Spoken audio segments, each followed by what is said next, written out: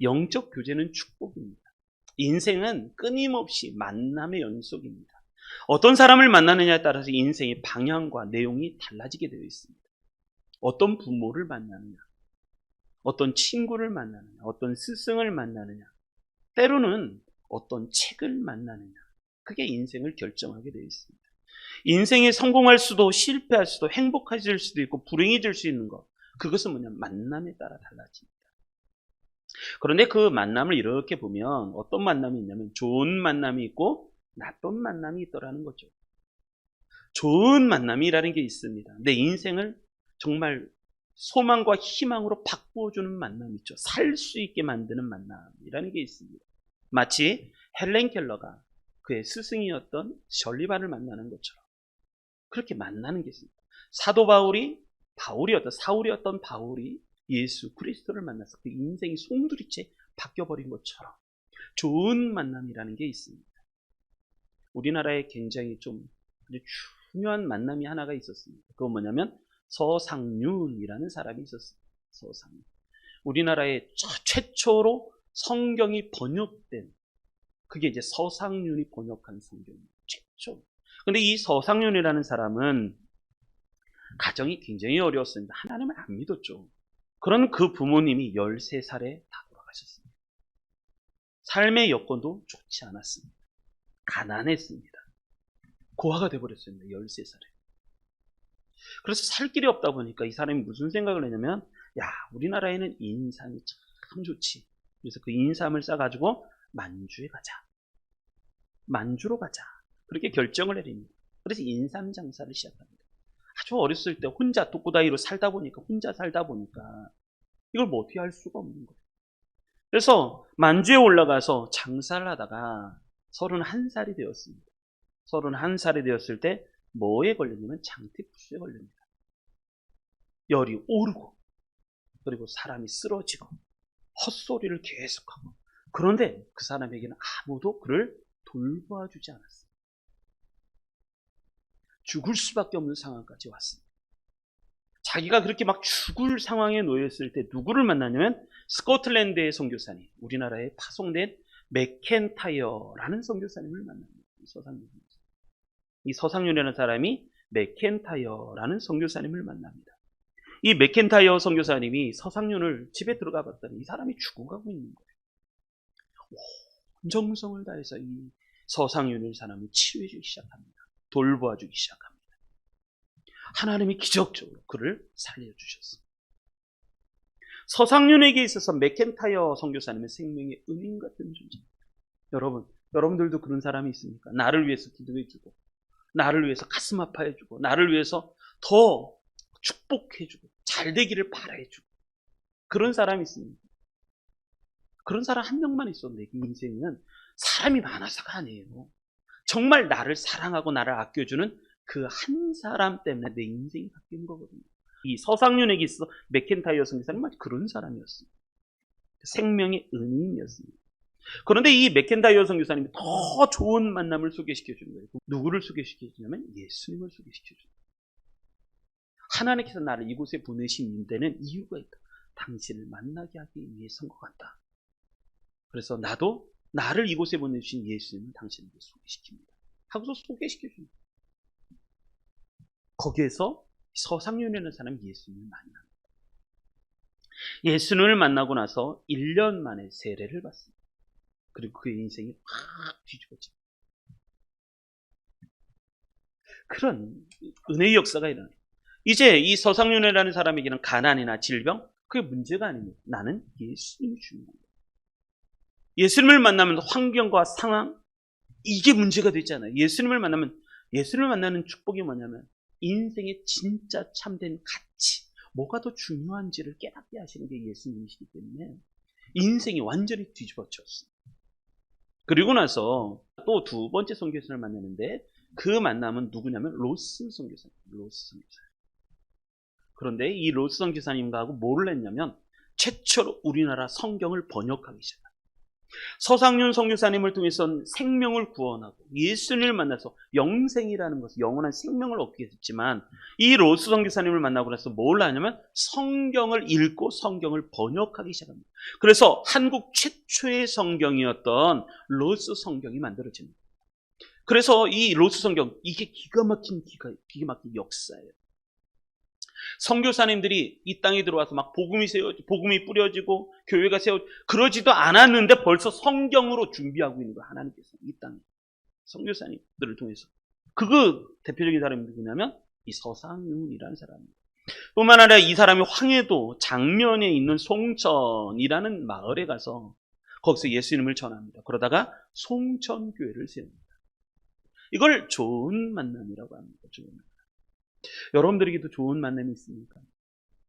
그런데 나쁜 만남도 있어요. 인생을 살아가다 보면 이 나쁜 만남을 조심하시죠. 대표적인 예가 누구냐면 삼손입니다.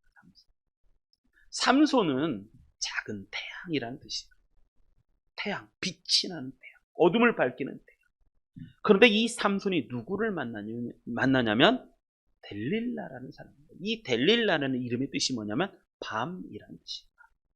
태양이 밤을 만납니다. 태양을 통해서 많은 어둠이 떠나가야 되는데 오히려 그 태양이 빛을 잃고 그 델릴라에게 팍 빠져들어갔고 어둠이 찾아. 이게 의미가 있습니다. 델릴라가 왜 밤인가? 나중에 머리털 다 이렇게 뽑히고 밀리고 그리고 나서 눈이 뽑혀요. 삼손이 눈이. 그래서 그의 인생이 어둠이 돼요. 델릴라라는 이름의 뜻이 밤이에요. 밤. 우리가 빛이어도 잘못된 만남을 하게 되면 이 나쁜 만남을 가지게 되면 우리 속에 어둠이 찾아옵니다. 절망, 또 내 안에 불안, 근심과 염려, 걱정들이 내 안에 찾아옵니다. 이걸 나쁜 만남이라고 말합니다. 나쁜 만남. 그래서 실제적으로 눈도 뽑혀서 보이지 않게 태양이었던 그 사람이 어둠이 되어서 인생을 살아가다가 마지막에 하나님께 겨우 기도해서 어둠의 골짜기에서 빠져나오게 되죠. 이걸 나쁜 만남이라고 말합니다. 인생에는 끊임없이 좋은 만남과 나쁜 만남이 막 섞여 있는 거예요. 그래서 잠언서에 보면 이런 말씀이 있어요. 잠언서. 지혜로운 자와 동행하면 지혜를 얻고 미련한 자와 사귀면 해를 받느니라. 누가 옆에 있느냐요. 누가 옆에 있느냐. 제가 이 말씀을 읽다가 잠언서 말씀을 읽다가 너무 은혜가 됩니다. 지혜로운 자를 만나면 지혜로운 자와 동행하면 지혜를 얻고 미련한 자와 사귀면 해를 받느니라. 여러분, 우리는 좋은 만남을 가지시기 바랍니다. 그래서 영적인 교제는 축복입니다. 축복. 자, 오늘의 말씀은 예수님이 부활 후에 찾아오신 세 번째 만남이에요. 요한복음은 다른 성경하고 좀 다릅니다. 마태, 마가, 누가복음하고는 달라요. 마태, 마가, 누가는 예수님이 부활하셨어요. 나는 부활했습니다. 다 봤지? 그리고 나서 예수님이 승천하시는 장면이 기록되어 있어요. 그런데 요한복음은요, 그 장면도 있지만 이 요한복음은 한 장 더 설명을 합니다. 그게 요한복음 21장이에요. 20장에 부활을 하셨고 제자들에게 드러내셨는데 21장 한 장을 더 기록해요. 그것은 뭐냐면 아주 중요한 의미, 그것은 영적인 교제가 굉장히 중요하다. 예수님과의 이 만남이 굉장히 중요하다. 이걸 설명하고 있는 거예요. 그래서 오늘 본문이 그런 말씀이에요. 자, 우리 같이 한번 1절부터 4절 한번 읽어보겠습니다. 1절부터 4절 읽겠습니다. 시작. 그 후에 예수께서 디베라 호수에서 또 제자들에게 자기를 나타내셨으니 나타내신 일은 이러하니라. 시몬 베드로와 디두모라 하는 도마와 갈릴리 가나 사람 나다나엘과 세베대의 아들들과 또 다른 제자 둘이 함께 있더니 시몬 베드로가 나는 물고기 잡으러 가노라 하니 그들이 우리와 함께 가겠다 하고 나가서 배에 올랐으나 그날 밤에 아무것도 잡지 못하였더니 날이 새어갈 때 예수께서 바닷가에 서셨으나 제자들이 예수이신 줄을 알지 못하는지라. 아멘. 자, 오늘 본문에 보면 이런 말씀이에요. 예수님이 왜 40일 동안에 이 땅에 계셨는가? 그걸 설명하는 본문 중에 하나가 뭐냐면 이것입니다. 예수님이 나는 부활했다. 봤지 끝나는 게 아니라 부활했던 내가 너희들과 지금 계속 교제하기를 원하신다. 그런 의미로 이 말씀이 기록되어 있는 거예요. 그래서 지속적인 체험이 중요하고 지속적인 만남이 중요하고 지속적인 교제가 중요하다라는 것을 설명하시는 본문이에요. 여러분, 왜냐하면 우리는 잘 잊어버리기 때문에 그래요. 은혜를 받았어요. 하늘로부터 큰 은혜를 받았어요. 하나님이 주시는 은혜가 있어요. 근데요, 며칠 안 지나면 또 잊어버려요. 오늘 은혜가 충만해도 내일 잠자고 일어나면요, 또 다시 돌아와요. 옛날로. 인간에게는 옛날로 들어가는 그런 습관이라는 게 있어요. 육이기 때문에 이 육에 이끌려 받고 살고 싶은 그런 욕심, 이 끌림이라는 게 있어요. 자석과 같이 끌려가는 게 있어요. 그래서 예수님이 40일 동안 이 땅에 계신 거예요. 며칠 동안? 40일 동안. 부활하신 모습 봤지? 나 승천한다? 성령 오실 거야? 그가 아니라 40일 동안 내가 부활했다는 걸 계속 드러내신 거예요. 그리고 같이 밥도 먹고 같이 교제도 하고 이야기도 하고 40일을 그러신 거예요. 왜? 우리가 자꾸 잊어버리기 때문에. 한 번은 잘해요. 신앙생활 은혜 받아서 한 번은 잘해요. 근데 두 번 잘하고 세 번 잘하고 지속기 영원까지 잘한다. 그거는 인간에게 없습니다. 안 됩니다. 아무리 안 됩니다. 그렇게 해서 그래서 우리는 예수님 계속 만나야 돼요. 자, 그런데 오늘 본문에 보니까 이렇게 1절부터 4절까지 보니까 이런 말씀이에요. 영적인 교제가 소홀하게 되면 무슨 일이 벌어지는가? 첫 번째가 그거예요. 자, 1절, 2절 제가 한번 읽어보겠습니다. 그 후에 예수께서 디베라 호수에서 또 제자들에게 자기를 나타내셨으니 나타내시는 일은 이러하니라. 시몬 베드로와 디두모로 하는 도마와 갈릴리 사람 갈릴리 가나 사람 나다나엘과 세베대의 아들들과 또 다른 제자들이 함께 있더니 시몬 베드로가 나는 물고기 잡으러 가노라 하니 그들이 우리도 함께 가겠다 하고 나가서 배에 올랐으나 이렇게 시작이 되는 거예요. 자, 영적인 교제가 소홀하고 만남이 좀 저조하게 되면 무슨 일이 벌어질까? 첫 번째가 뭐냐면 옛 습관이 살아나는 거예요. 옛날로 다시 돌아가고 싶어져.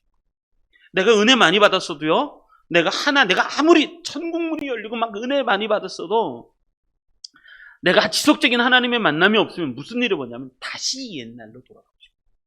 옛날에 했던 일이 다시 살아나요. 옛날에 물고기 잡았던 거 베드로가 3년 반 동안 예수님이 함께 있을 때는 물고기 잡는 게 아니라 사람 낚는 어부가 되게 인생을 살았는데 예수님이 부활하신 거 봤어요. 예수님이 부활하신 것도 보고 손에 못 자국 넣는 것도 보고 디두모라는 도마도 여기 있었으니까 그 전 20장의 말씀 그 말씀이 그랬는데 또 시간이 지나면요 또 정처 없이 나 물고기 잡으러 갔다는 거예요. 다시 물고기 잡으러 가겠다. 그러더니 다른 제자도 나도 같이 갈래. 나도 같이 갈래. 그래 버리는 거예요. 여러분, 우리가 그래요. 다시 옛날로 돌아가고 싶어져. 출애굽을 했어요. 기적을 맛봤어요. 구름 기둥과 불 기둥 하늘에서 만나가 내려요. 홍해를 건넜어요. 그런데 그들이 끊임없이 했던 얘기가 뭐냐? 나 애굽으로 돌아갈래. 애굽이 좋았다는 거예요. 거기 노예 생활했던 그곳이 뭐가 좋았어요? 근데 애굽으로 나 다시 돌아갈래라는 거예요. 우리는 그런 것에서 예수님과 이 만남을, 교제를 매일같이 하시고 다시 육적인 내가 다시 살아나는 다시 돌아가고 싶어요. 두 번째, 그 다음에 봤더니 그렇게 말씀해요. 시몬 베드로가 나는 물고기 잡으러 가노라 하니 그들이 우리도 함께 가겠다 하고 나아가서 배에 올랐으나 그날 밤에 아무것도 잡지 못하였더니 이걸 한마디로 얘기하면 아무것도 잡지 못한 인생, 허탕치는 인생이라고 말해요. 허탕치는 인생. 여러분, 사람은요 자기가 하고 싶은 것을 해요. 왜? 그걸 사랑하니까. 자기가 하고 싶은 거를 해요. 자기가 사랑. 그걸 뭐라고 그러냐면 우상이라고 말해요. 우상. 이게 우리의 큰 영적인 싸움. 그런데 우상의 끝은요 허탕이라는 걸로 끝나요. 내가 열심히 사랑하는 걸 그걸 사랑하는 걸로 갖고 해요. 근데 그 끝이 뭐냐면 결국 빈손. 남는 게 하나도 없어요. 수없이 밤새도록 그물을 던져요. 여기 보면 밤새도록 그물을 던져요. 그날 밤에 아무것도 잡지 못하였으니 그날 밤에 아무것도 못 잡는 거예요. 왜? 빈손이 인생이에요. 우리가 그래요. 내가 열심히 뭐를 뿌려요. 그물질도 해요. 막 그물을 내려요. 그런데 그렇게 사는 인생이 좋은 결과가 있을 수가 없죠. 그래서 우리는 끊임없이 기도해요. 하나님, 이 땅에 나를 살게 하셨는데 이유가 있어요. 그 이유가 뭡니까? 예수님 예전에 말씀하시죠. 너는 이제 고기를 낳는 어부가 아니라 사람을 낳는 어부가 되게 아니라 벌써 예전 초창기에 만날 때부터 예수님 그 말씀을 그걸 다 잊어버렸어요. 다 잊어버렸어요. 허탕치는 인생.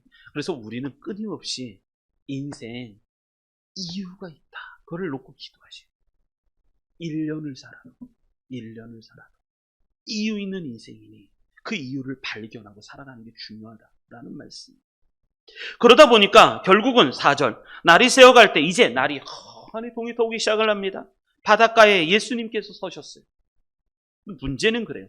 그렇게 옛날 습관을 쫓아가고 그리고 허탕치는 인생 살아가고 밤새도록 그물질을 했지만 물고기 한 마리 못 잡는 데다가 마지막에 결론은 어떻게 되냐면 예수님을 알아보지 못한다.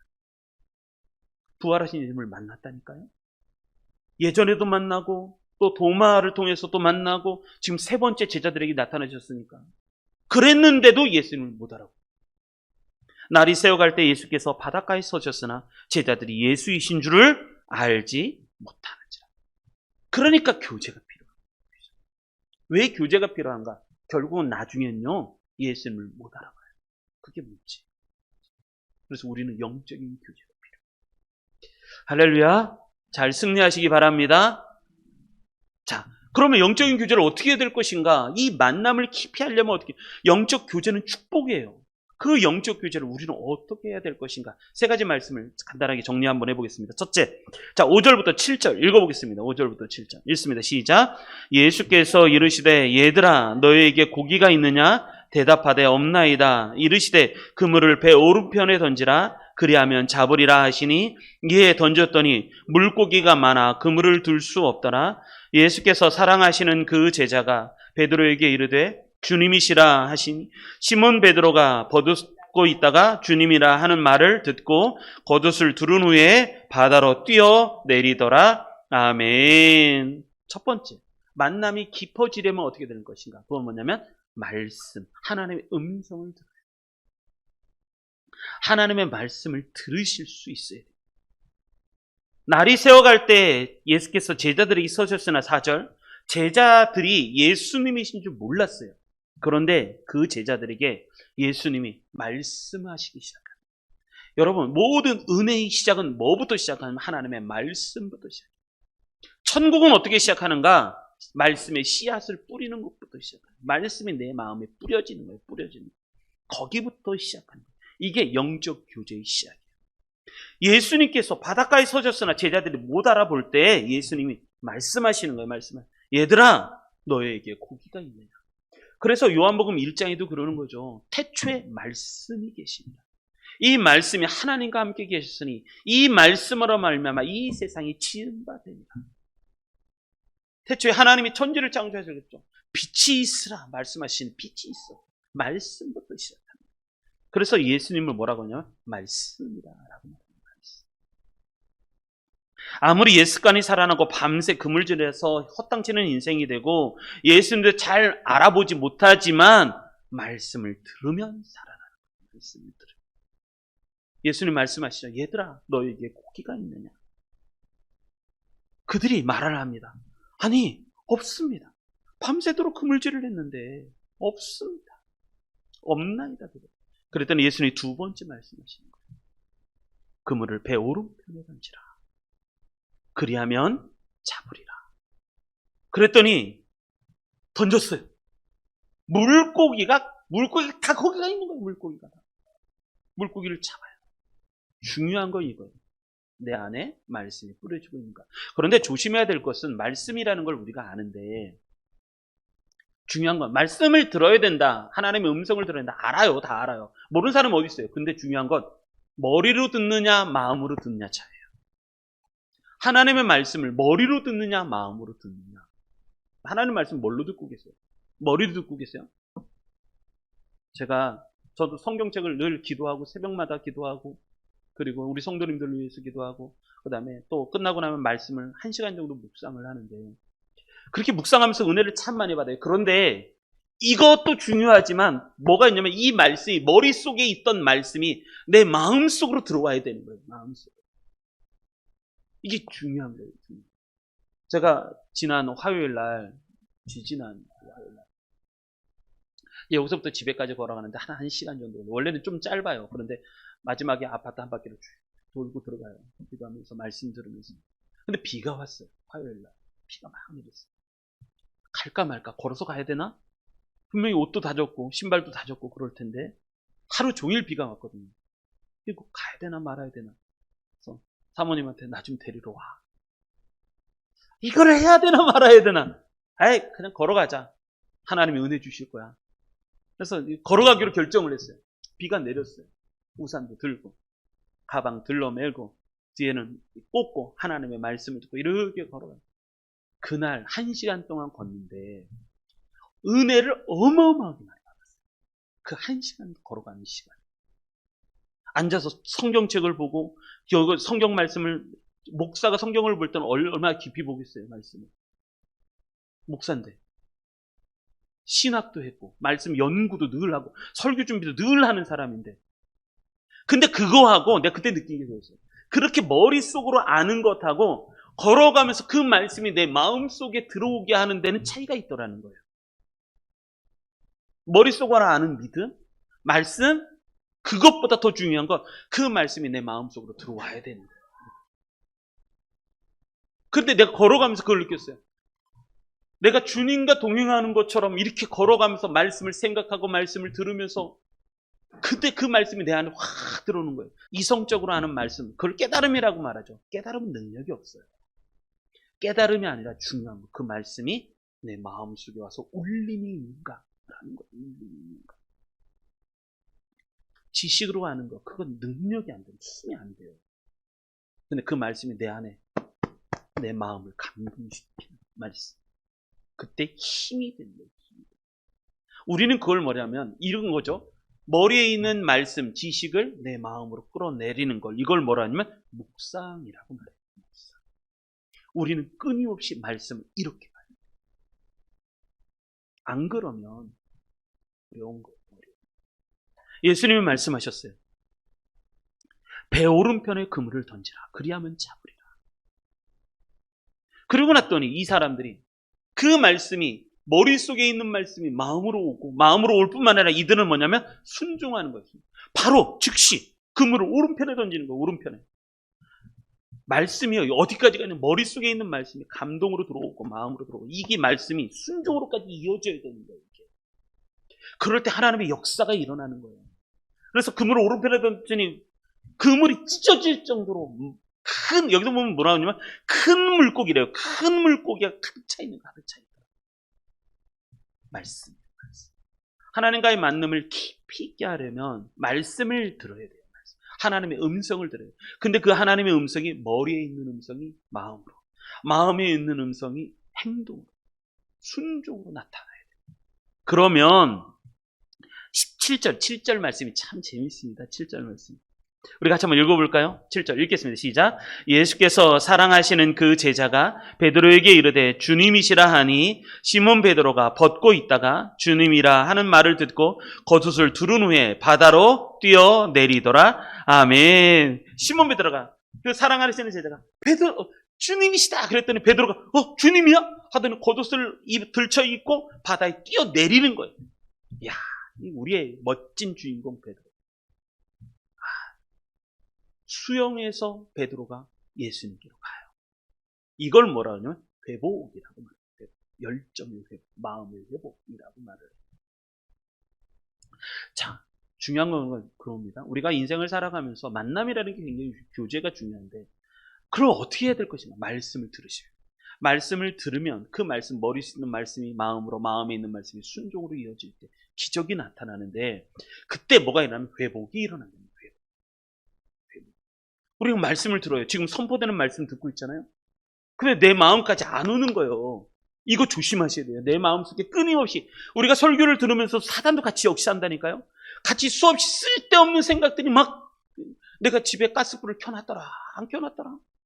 오늘 내가 왔을 때 뭐가 걸렸는데 이 생각 왜 나는 거예요. 그게 20년 전에 약속을 내가 까먹었는데 그게 생각 왜 나는 거예요. 그게 사단이 집어넣는 생각이에요. 그걸 뭐라 하냐면 잡생각이라고 그래요. 잡생각. 사단도 같이 역사해요. 내 말씀이 내 안에 들어오지 못하는. 그래서 뭐가 있냐면 우리는 말씀을 들어요. 하나님의 음성을 듣고 그 말씀이 머리에서 마음으로, 마음에서 행동까지, 순종까지 이어지는 거예요. 그러면 열정이 살아나요. 바다에 뛰어들어요, 베드로처럼. 그런 은혜가 있으시기 바랍니다. 자, 두 번째 말씀, 우리 8절부터 14절 말씀인데요. 자, 우리 8절부터 10절까지 한번 읽어볼까요? 8절부터 10절 읽습니다. 시작. 다른 제자들은 육지에서 거리가 불과 한 50칸쯤 되므로 작은 배를 타고 물고기 든 그물을 끌고 와서 육지에 올라보니 숯불이 있는데 그 위에 생선이 놓였고 떡도 있더라. 예수께서 이르시되 지금 잡은 생선을 좀 가져오라 하시니 11절 시몬 베드로가 올라가서 그물을 육지에 끌어올리니 가득히 찬 물고기, 큰 물고기가 153마리라. 이같이 많으나 그물이 찢어지지 아니하였더라. 예수께서 이르시되 와서 조반을 먹으라 하시니 제자들이 주님이신 줄을 아는 고로 당신이 누구냐 감히 묻는 자가 없더라. 13절 예수께서 가셔서 떡을 가져다가 그들에게 주시고 생선도 그와 같이 하시니라. 아멘. 자, 두 번째, 우리가 영적인 교제가 깊어지기 위해서 뭘 하냐면 예수님과 식사 자리를 함께 할 수 있어요. 예수님과 식사 자리를 함께 할 수 있어요. 제가 좋아하는 말씀이 있어요. 요한계시록 3장 20절. 저는 이 말씀을 참 좋아해요.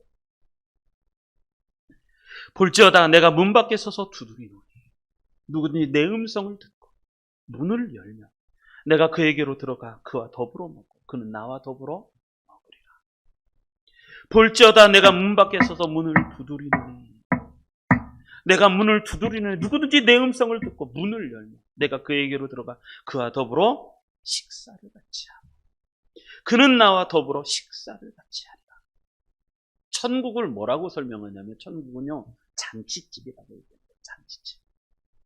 풍성한 잔치, 먹을거리가 많고 그래서 이 잔치 자리에 이 축복의 자리, 식사 자리에 예수님이 초대를 하시는 거죠. 제자들에게 얘기하는 거죠. 육지에 올라봤습니다. 9절 제자들이 육지에 올라와 봤더니 숯불이 켜져 있어요. 숯불이 놓여 있고 그 위에 생선이 놓여 있고 떡도 있는 거예요. 떡도 있더라. 예수님은 거기서 조반을 준비하시고 너희들 밤새도록 수고했지. 너희들 위해서 내가 식사를 준비했어. 식사 같이 하자. 지금 잡은 생선 그것도 좀 갖고 와봐라. 가서 그것도 조리해갖고. 그리고 12절 예수께서 이르시되 와서 조반을 먹으라. 그리고 나서 이제 13절 예수께서 가셔서 떡도 가져다가 그들에게 주시고 생선도 그들에게 주시고 식사같이 하자. 저는 이 요한계시록 3장 20절 말씀처럼 내가 그에게로 들어가 그와 더불어 먹고 그는 나와 더불어 먹으리라. 여러분 이게 깊은 교제. 교제는 하는데 밥을 같이 안 먹어요. 그러면 안 되는 거예요. 시편 23편을 보면 이런 말씀이 있어요. 여호와는 나의 목자시니 내게 부족함이 없으리라. 이 말씀을 읽을 때마다 은혜가 돼요. 여호와께서 나의 목자이시니 내게 부족함이 없으리라. 근데 우리는 진짜 부족한 거 많이 느끼잖아요. 이것도 부족하고 저것도 부족하고 돈도 부족하고 사람도 부족하고 뭐도 부족하고 뭐도 부족하고 능력도 부족하고 세상의 이치가 그래요. 세상은요 끊임없이 너무 부족한 놈이야. 그런데 하나님은 그러죠. 내게든지 내가 목자니까 누구든지 내게 오면 내가 너희로 하여금 부족함이 없게 만들 것이다. 끊임없이 이 사회에서 갈등하는 거예요. 그런데 중요한 건 그게 아니에요. 자, 2절 그가 나를 푸른 풀밭에 누이시며 쉴 만한 물가로 인도하시는도다. 내 영혼을 소생시키시고 자기 이름을 위하여 의의 길로 인도하시는도다. 내가 사망의 음침한 골짜기를 다닐지라도 해를 두려워하지 않을 것은 주께서 나와 함께 하심이라. 주의 지팡이와 막대기가 나를 안위하시나이다. 보호해 주신다는 거죠. 다윗이 쓴 시예요. 다윗이 쓴 시. 그런데 중요한 건 5절이에요. 5절. 그리고 나서 이제 이것은 나를 지키신다는 말씀이고 5절. 그 다음에 나오는 말씀이 5절인데 5절 한번 같이 읽어볼까요? 시작. 주께서 내 원수의 목전에서 내 그 상을 차려주시고 기름을 내 머리에 부으셨으니 내 잔이 넘치나이다. 아멘. 내 원수의 목전에서 내게 상을 차려주시는 거예요. 하나님께서 우리에게 식사 자리를 초대해 주시는 거죠. 상을 차려주시고 내 머리에 기름을 부으셨으니 기름을 내 머리에 부으셨으니 내 잔이 넘치나. 내 잔이 넘치나. 그런데 내 원수의 목전에서 이게 은혜예요. 이게 축복. 지켜주시고 싸움의 전쟁에서 나를 구해주시는 것도 은혜지만 더 좋은 은혜는 식사 자리에 초대하셔서 같이 우리하고 식사하시는 거예요. 자, 이게 뭘까요? 이걸 영적으로 어떻게 해석을 해야 돼요? 이걸 기도라고 말합니다. 우리가 하나님 앞에 내 조그만 것도 식사하면서 하나님 앞에 얘기하고, 하나님은 그 조그만 것도 대답해 주시고, 내가 말씀을 하면 하나님께서 내게 대답해 주시고, 내가 하나님 말씀하면 또 하나님, 너 이것도 먹어봐라. 예수님 너무너무 맛있어요. 너 이것도 먹어봐라. 예수님 이건 더 맛있어요. 너 이것도 먹어봐라. 와, 이건 정말 땡이. 뭐예요? 캣숑짱. 뭐 아주 너무너무 맛있어요. 근데 예수님, 그게 뭐예요? 하나님과 깊이 있는 나눔이죠. 그걸 뭐라면 기도라고 합니다. 밥을 먹고 소화시키는, 이게 기도. 말씀을 들었으면 그것을 내 삶에서 적용시키고 내 삶에 끊임없이 펼쳐나가게 하는 게 그게 기도. 말씀만 들었는데 기도가 없다. 그러면 안 되는 거예요. 기도가 있어요. 그래서 예수님이 찬을 이것도 먹어볼래? 너 저것도 먹어. 생선에서 그것도 갖고 와라. 그래서 이거 먹어봐. 이게 뭐냐면 하나님과 깊은 나눔. 이게 기도. 기도가 되어지면 뭐가 생기느냐? 소망이라는 거예요. 소망. 기도의 결과는 소망으로 이어집니다. 여러분, 전 그래서 이 말씀이 참 좋아요. 제가 좋아하는 말이라는 거죠. 그리스도는 이 집의 주인이시오. 식사 때마다 보이지 않는 손님이시오. 모든 대화에 말없이 듣는 이시라. 예수님은 그러십니다. 이 집의 주인이시오. 식사 때마다 보이지 않는 손님. 모든 대화에 말없이 다 들으시는 분이 우리 주님이시다. 두 번째 교제의 깊이. 어떻게 해야 될까요? 그 기도를 깊이 하십시오. 식사 자리에 들어가서 예수님에게 아주 작은 것까지도, 예수님 이건 뭐예요? 예수님 이것도, 예수님 너무 좋아요. 그럼요, 이거는요. 예수님 그것도 좋아요. 그럼 이거는요. 그렇게 나누는 걸 우리는 기도라고 합니다. 기도가 없으면요, 내 삶이 변하지 않아요. 기도가 있어요. 그런 은혜가 넘치시길 바랍니다. 그리고 마지막 하나, 그것은 뭐냐면, 마지막은 사랑이라는 거예요. 사랑. 우리 18절 읽어보겠습니다. 18절 시작. 그들이 조반 먹은 후에 예수께서 시몬 베드로에게 이르시되, 요한의 아들 시몬아, 내가 이 사람들보다 나를 더 사랑하느냐 하시니, 이르되 주님 그러하나이다. 내가 주님을 사랑하는 줄 주님께서 아시나이다. 이르시되 내 어린 양을 먹이라 하시고 아멘. 예수님이 그 다음에 시몬 베드로하고 이렇게 거리시면서 말씀하시다. 요한의 아들 시몬아, 내가, 이 중요한 건 그거예요. 내가 이 사람들보다 더 나를 사랑하는 거예요. 여러분 그렇습니까? 내가 주님을 사랑하죠. 그런데 이 사람들보다 더 사랑합니다. 내가 사랑하죠. 그런데 내가 이것들보다도 내가 가족이나 내가 자녀나, 아니 내가 하는 일과 내가 좋아하는 취미생활, 내가 좋아하는 잠, 내가 좋아하는 것들, 그것보다 더 주님을 사랑한다는 거예요. 사랑하는. 여러분, 그러고 나서 예수님 말이에요. 내 어린 양을 먹이라. 사랑은 뭐를 얘기하냐면 희생을 의미해요. 희생, 헌신이라는 걸. 그 사람이 헌신을 얼마만큼 하는가를 보면 사랑을 알 수 있어요. 이 사람이 내가 영심리를, 그러면요, 섬김이라는 건 못해요. 섬김은 언제 하는가? 사랑할 때 하는 거예요. 사랑하지 않으면요, 섬기는 거 절대 못해요. 절대 못해요. 희생은요, 더 못해요. 섬기는 건 그나마 손해보는 거 없잖아요. 근데 희생은 내가 손해를 보는 걸 희생인데, 사랑이 없는데 희생이 어떻게 가능해요? 우리 여기 다 부모님이시잖아요? 청년도 있지만. 그런데 부모님이 자식을 끊임없이 먹여주고 키워주고 입혀주고, 근데 지는 지가 잘나서 저런 줄 알아요. 저도 그랬었으니까요. 내가 잘나서 그래. 그게 다 부모님의 은덕이잖아요. 은덕. 왜 그렇게 해요? 사랑하니까. 부모님이 자식을 사랑하니까 그렇게 하는 거 아니에요? 아프면 가슴 아파하고 더 좋은 옷 입어주고 더 맛있는 거 입혀주고 싶고. 왜? 사랑하니까. 그러니까 부모가 희생하는 거 아니에요. 내 시간을 쓰고, 그리고 내 마음을 드리고, 내 애달픔, 내 이 속 끓는 마음을 다해서 사랑하는 거 아니에요. 사랑하는 거. 왜? 사랑하니까. 희생 가능한 거. 사랑이 없으면. 그래서 그 사랑은 어디로 이어지냐면 사명이라는 걸 이어져요. 사명. 내 어린 양을 먹이라. 너 나 사랑하니? 그럼 그 사랑은 사명으로, 희생으로 이어지게 됐어요. 예수님 또 물으세요. 요한의 아들 시몬아, 네가 나를 사랑하느냐? 예수님 또 물으세요. 요한의 아들 시몬아, 네가 나를 사랑하느냐? 주님, 내가 주님을 사랑하는 줄 주님은 아시지 않습니까? 그럼 내 어린 양, 내 양을 치라. 내 어린 양을. 성경에 보면 이런 말씀이 있어요. 마태복음 22장 36절로 40절. 말씀 중에 가장 중요한 거 두 가지를 꼽으라 하면 이 말씀이라. 이 말씀. 선생님, 율법 중에서 어느 계명이 가장 큽니까? 여기서 크다라는 말은 으뜸이냐라는 거예요. 으뜸이냐. 가장 높은 거냐라는 거예요.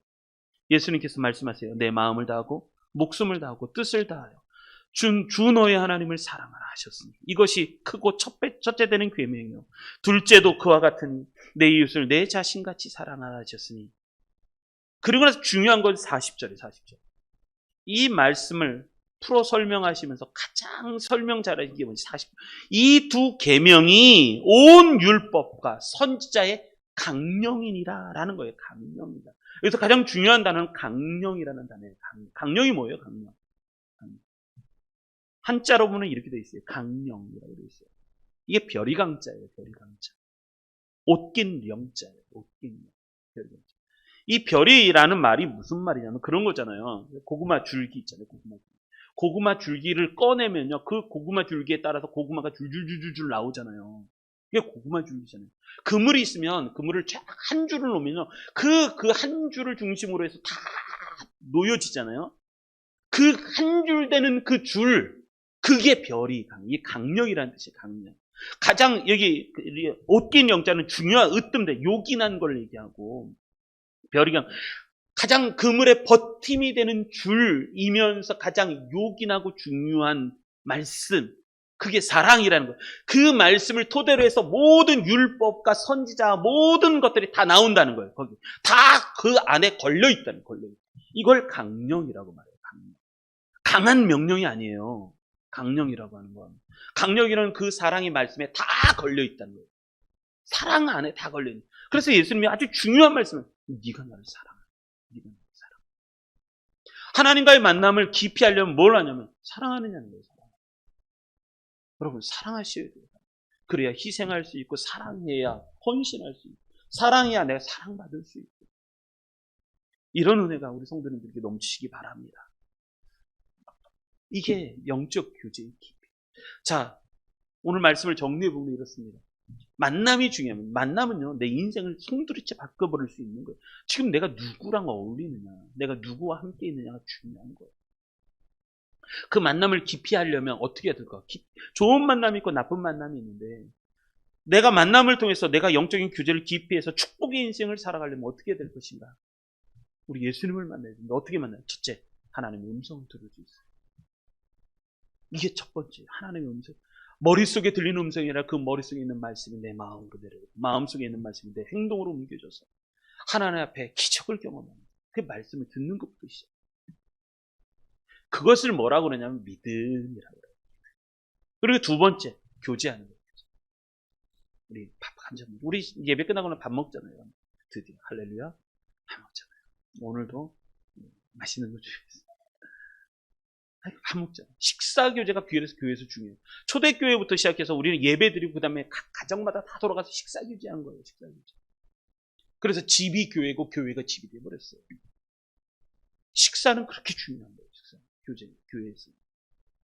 이걸 뭐라 하냐면 기도라고 그래요. 기도는 항상 소망으로 이어졌어요. 회복이에요. 소망이라는 건 회복이에요. 회복. 회복으로 이어져요. 그리고 맨 마지막에는 사랑이다. 사랑. 네가 나를 사랑하니. 사랑은 헌신이에요. 헌신. 사랑은 희생을 얘기해요. 그래서 사랑을 하는 것을 통해서 사명으로 이어지게 되어 있어요. 이런 은혜가 넘치시기 바랍니다. 그래서 영적 교제는 축복입니다. 이번 주 어떻게 살아가야 되느냐라고 물어보시면 분명히 이렇게 살아갈 수 있죠. 첫째는 말씀을 들으시고, 두 번째 말씀만 듣는 것 갖고 안 돼요. 내가 고민하고 있는, 내가 또 걱정하고 있는, 내가 불안해하고 있는 거 하나님께 기도할 수 있어요. 자세히 그래야지 뭐가 되면 소망이 생기고 회복이 일어나요. 그리고 세 번째, 하나님을 사랑하시기 바랍니다. 예수님을 사랑하시기. 그래야 희생, 그래야 내가 헌신도 할 수 있고. 사랑이 없으니까 못하는 거죠. 사랑이 있으면 다 하는 거죠. 그래서 사명으로 이어진다. 그래서 영적 교제는 뭐다? 축복이다. 영적 교제는 뭐다? 축복이다. 축복. 우리 옆 사람하고 이렇게 한번 얘기하겠습니다. 선포하겠습니다. 영적 교제는 축복입니다. 다시 한번 영적 교제는 축복입니다. 이 축복 많이 누리셔서 이번 주간은 꼭 승리하시기 바랍니다. 지지 마십시오. 지시면 안 됩니다. 그래서 잘 승리하시는 우리 성도님들이 되시길 주님의 이름으로 축원합니다.